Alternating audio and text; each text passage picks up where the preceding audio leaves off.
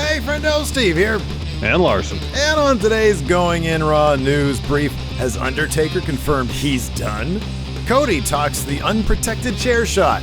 But first, is WWE delaying WrestleMania? Larson, what's in the news?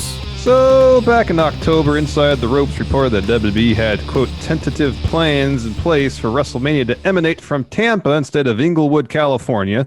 And then today, WrestleVotes said that WWE could also move the show of shows. Sorry. The shows of shows. Yes. That's a tongue twister off its scheduled date of March 28th, saying, quote, there has been internal discussions about moving the scheduled date of WrestleMania from March 28th to April 11th or even April 18th. The goal remains to have fans in attendance for the event. The thought process of moving back the show a few weeks only helps that out. Yeah, well, we'll see. I mean, what was it? Pfizer said they've got something that works on like 90% of the patients that they've tested out. Fauci said they're going to try to roll it out to first responders and people who need it, maybe as soon as December if they get that FDA waiver. So yeah, we'll see. We'll see how that works out there for old Vince. Yeah. I don't know. Yeah. I mean, yeah. Any hopes of having a relatively large number of fans in attendance in April, which probably isn't still even a good idea because a full rollout of the vaccine is going to take months. But any hopes of that even happening is directly tied to a vaccine. Even trying to push this back a couple weeks in hopes of getting out of the typical flu season into the spring.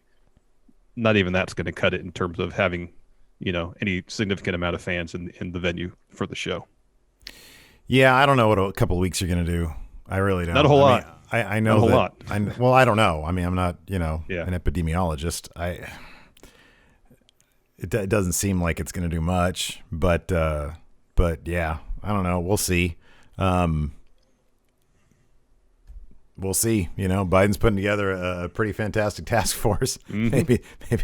Maybe all the people he's getting together are going to go door to door handing out the vaccine. I don't know. Who knows? We'll get to it. It's funny to think back because when I was looking at this story, I was just thinking back to, the impossibility of canceling WrestleMania. When all this hit like weeks before. And then it was like every day another news brief. Yeah, it's probably not going to happen. No, that can't maybe. be. No, maybe. Can't. It is? Maybe? No. Vince really wants it to happen. No. So, I don't know. I mean, it's going to, I honestly think it's going to come down to this. It's going to come down to how much Vince is willing to admit to running a sloppy shop for the benefit of having fans. Because right now, the WWE, they can say, hey, we have Thunderdome. We don't have any fans there. We've got, even the Capitol Wrestling Center, a small number, and they're all potted up and they're all masked. And I mean, I know even a couple of weeks ago, there was talk of like an NXT COVID scare. But, they've been very, with the Thunderdome especially, everybody, that represents WWE, yeah, we're doing everything we can. It might come down to, does Vince want fans there so bad that he's willing to take the public relations hit and have it in Florida, a place that is fairly loosey-goosey with this stuff? I don't know. I mean, if they get, I don't know. We'll deal with it in like 3 months. And the way things are going now, heading into the fall and winter, it's not looking good in terms of any sort of containment. Quite the opposite, in fact. Granted, once the Biden administration takes control of things, how quickly can they implement measures to potentially turn that around? I don't know. Well, I know. I mean, that's the thing, dude, is that I think the thing is we're going to be saying those words a lot between now and March because things can turn around really quickly. And it could go either way. I mean, things have turned around in a very negative way very recently. Mm-hmm. After things were going pretty decently, like a lot of cases were down. Everybody saw this coming, cold months roll in, people start going inside. There's, fatigue that sets in with, the COVID stuff. I mean, Lacey was telling me she was at the outlets the other day. She saw a whole pack of moms with their kids. They're all maskless in Folsom. And so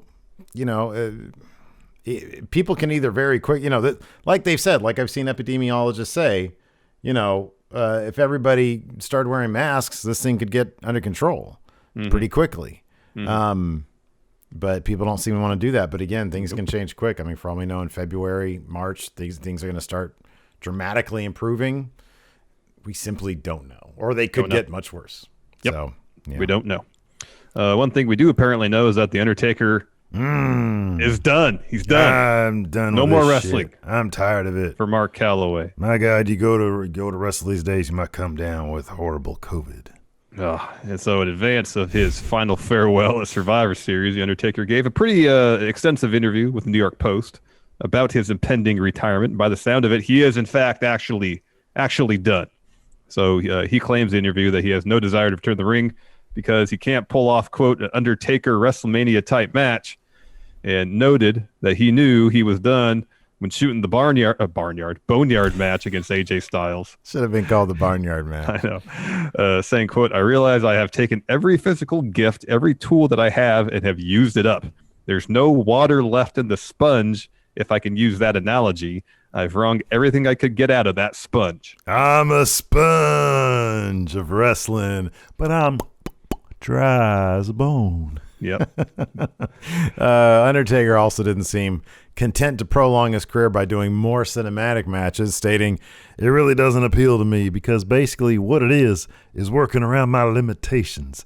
It's capitalizing on some of my ability and some of my creative ability to tell a story. But basically it's trying to mask some of the lack of my physical abilities at this point. So he's an old man. It's hard for him to move around. We saw that in the last ride, Doc. They had a really great final image of him as a drone shot, and he's on the swampland or wherever he is. I think he lives in Austin. Yeah, in the swamps. And so he lives in Austin, really? In Austin? No, if he lives on Austin. No, in Austin. That's why I said in Austin. Oh, I thought you said on. No, he lives in Austin, right? Yeah, okay, he lives in Austin, Texas. Right. Yeah. So this is not shocking at all. I mean, the only kind of shocking thing about it, and granted, it's in case of emergency, break glass, get Undertaker. That seems to be less the case now, doesn't it? This has the note of finality to it, more so than previous ones, because he's never done a media blitz about his 15 other retirements. This there does seem to be a degree of finality and peace. It's funny, in most industries, when somebody says their final farewell, kind of feel like it's going to be their last one. But pro wrestling is a weird thing where, Terry Funk can have 80 retirement matches and you understand that he's not really retired. Yeah. In fact, at this point, he probably is. Ric Flair, when the WWE forced him to retire from WWE, he didn't want to, so he went to TNA, had a bunch of bloodbath matches with Hulk Hogan there. So with Undertaker, because even in the last ride, he always kind of pushed on the question, are you done? Well, I'm pretty much done, but if Vince needs me, it's always if Vince needs me. And with ratings being where they are, you just kind of feel, well, Vince could very well need him for whatever.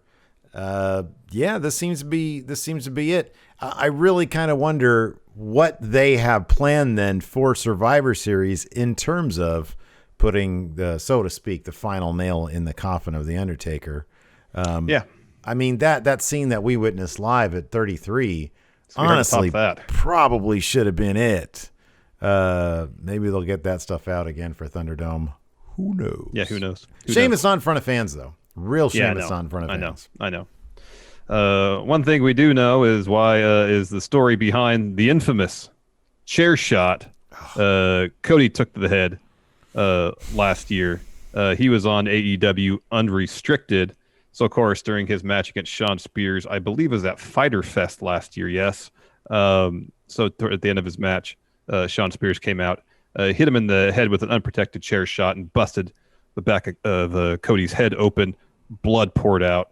It was quite a scene, man, and pretty shocking considering we haven't seen that kind of unprotected chair shot to the head on our televisions in quite some time. Yeah. So he talked about it pretty extensively on the latest episode of Unrestricted. This way to say, quote, "It's entirely my fault what happened, the whole thing, the scene, when I came to the back." Oh, sorry, these transcripts are from Fightful. I did not have a concussion, but I was shell-shocked. I saw Moxley and Tony Khan just ripping Spears to shreds. I hadn't seen that side of the boss. I hadn't seen that side of Moxley. It was cool to see it because he cared about my health and the product. I could see him pantomiming to Spears on how he was supposed to do it. He was wrong because I'm the one who told Spears to swing from the side. The last words I told him were, swing for the fences. I wanted to take chair shots to the head back for the boys. I wanted to do it safely. Oh, whoa. Well, hold on. He talks about his plan to do it safely. Before you ask your questions, I'll read this and then you can ask your question. The plan was we do a chair shot to the head, but we gimmick the chair. Gimmicking the chair, it would have been nice to have a person who knew how to do that. The plan was to see the chair would be sanded until it was a cookie sheet. A cookie sheet can't hurt anybody, but it sounds good. So a security guard, Charlie Ramone, was going to sand it, and I wanted to see it. I wanted 2 of them in case we needed to test one. And he tells about how Tony Khan wanted to test one. He wanted to take the chair shot to the head, assuming, if it's safe enough for the boss to do, it's safe enough for Cody to do. That's a bad... Vince does that shit. That's what I thought, too. Let's not get into that, Tony. Yeah. Yeah, but Cody didn't want him to do it because it would dent the chair, and then they wouldn't be able to use it for the show. Mm-hmm. So, anyway, he continues. My advice to Spears to swing from the side, and he did swing for the fences. The top bar is what ate the back of my head. And if you watch the replay, it's totally the top of the chair because he's swinging from the side, clips the back of his head. I knew it went bad, but it was a great moment. Matt and Nick went on the scrum and said it was gimmicked. Tony said it was pilot error, and it became a big thing, and we're never going to do chair shots to the head again. My attempt to get chair shots to the head back for the boys, but safely, was a failed attempt. Maybe it should have never been attempted. It was a big lesson for me. Would I do it again? Of course. The one company that I know of that really shouldn't be doing chair shots to the head is AEW. You know how I know that? Because Matt Hardy dumped a bunch of head blood in his match with Sammy Guevara after obviously being concussed, and they didn't stop that match. So yeah. Look, man, here's the thing. When he says it got a great reaction, no, it didn't. Because I remember watching that, and you can watch it back. The crowd actually looks horrified. AEW fans are very savvy fans, all right? They have seen it all. And we're all very, very aware of what unprotected chair shots to the head means. It means dead wrestlers at an early age. So, but I'll read this again from Fightful. So he's talking about Tony Khan wanting to take it. So he said, the night before the event, Tony Khan was adamant that Charlie hit him with a chair. I was like, no, you're not taking a headshot. We're sanding this thing down, and we can't dent it. Perhaps we should have. I still wouldn't want Tony to take it, but he was banging it against his own head. See, it's nothing. What I told him was, we get a lot of heat for what goes down. Say to whatever sources you want to, and tell them that it was a gimmick chair.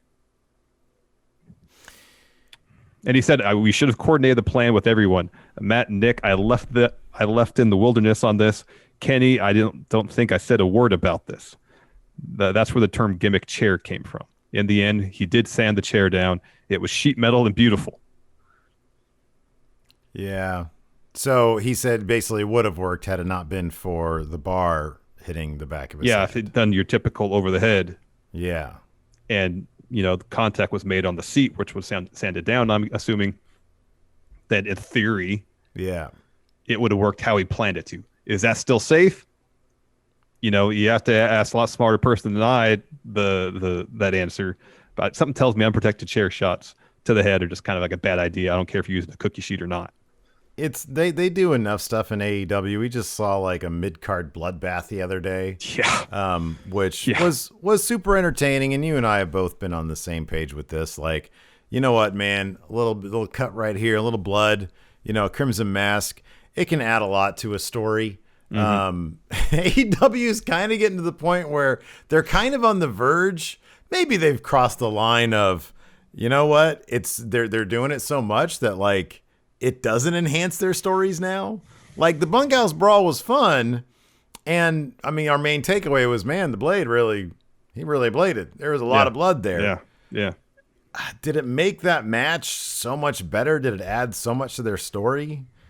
I don't know. I don't know that it did. I mean, at this point, I don't know. They could get rid of blood for a year. And no disrespect to certainly Dustin or Butcher the Blade or anybody involved in this story, but it's the level of bloodshed that's usually reserved for a main event feud, you know? Yeah. And while I was surprised, it is a pleasant surprise they allowed those guys to go as far as they went with it. I understand your point. It lessens the impact of it when it's done on a not exactly regular basis. This isn't the NWA in the 80s where every match had bloodshed seemingly. But it's one of those things you would think, especially when we're coming off that I Quit match between Mox and Eddie Kingston, a match where, if any match of late, I was expecting that level of violence and bloodshed. It was that one. Yeah, same. Main event match, really heated personal rivalry between two guys who have a lot of experience doing some crazy stuff. And yeah, there was a little bit of blood, but in relative terms, there was nothing compared to that tag match on Dynamite. It's a weird dichotomy because I feel like, I hate saying this, but because AEW has set that precedent, I kind of feel like the Mox Kingston match was lacking because it wasn't there.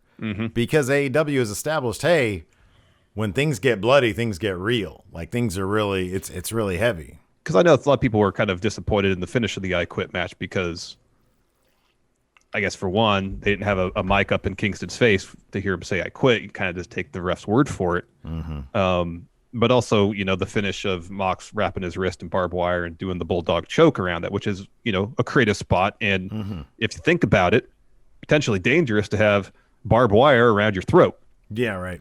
That's, that could be a massive problem. In reality, it just was a situation where maybe that wasn't communicated effectively enough. And maybe if there was, more blood involved in it, safely, obviously. Yeah. That could have been communicated better. That Eddie was literally in terms of the story they're telling, basically in dire straits. Yeah. Like if he didn't give up, he could have got, a hunk of barbed wire at the jugular or something. I know it's a cliche for me to ask for comments, but I am legitimately curious how the friendos think about this. Leah, let us know in the comments below how you guys feel about blood and how AEW uses it. Honestly, like my biggest takeaway from this was I was just bummed out.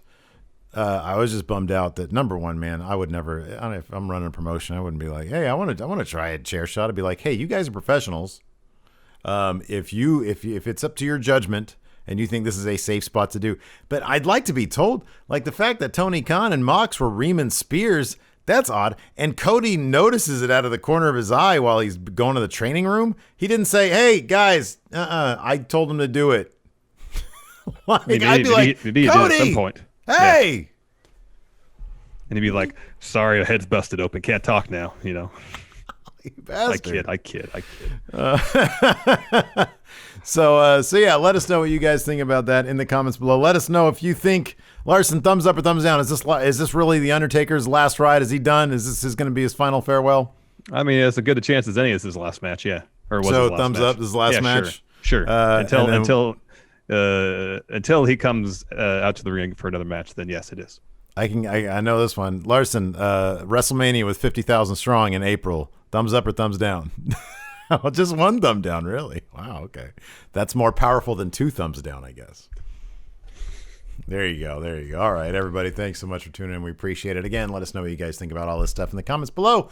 And until next time, we'll talk to you later. Goodbye. Bonus videos, including patron-only live shows, gameplay, and vintage 10 for the wins, access to podcast question threads, the Friendo Care Package, and so much more. Support Going In Raw today at patreon.com/Steve and Larson.